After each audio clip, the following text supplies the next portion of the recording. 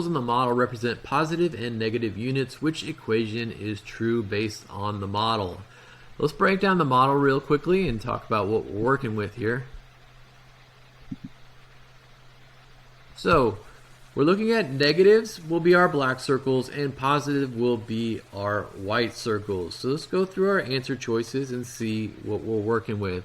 So our first, we're going to circle our 3 negatives. So we have a -3 in our problem somewhere.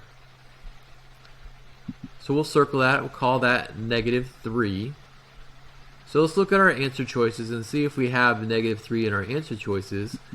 We have a -3 in these 3 problems, A, B, and C, which means D is a +3. We don't have that +3 because it looks like we've got a +5 at the bottom. So we can eliminate that. Now, let's look at our positives. We already have our -3. Our positives, we have 5 positive circles. So that will be a +5. So we've got +5 sitting right there. So let's look at our answer choices once again. And we've got a +5. So we're going to add these together. So we've got a -3 and +5.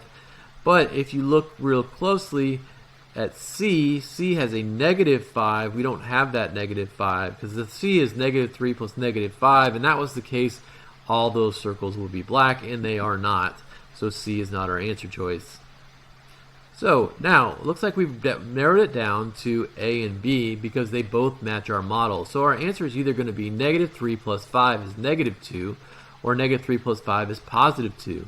So what we can do to solve this is find zero pairs, because +1 and -1 are equal distance from 0 on a number line. So when you pair them up, they actually equal 0. So let's see if we can find some pairs of blacks and white circles. It looks like we have 3 pairs in there, so that value equals 0, and everything that will be left will be our answer. It looks like we have 2 white circles.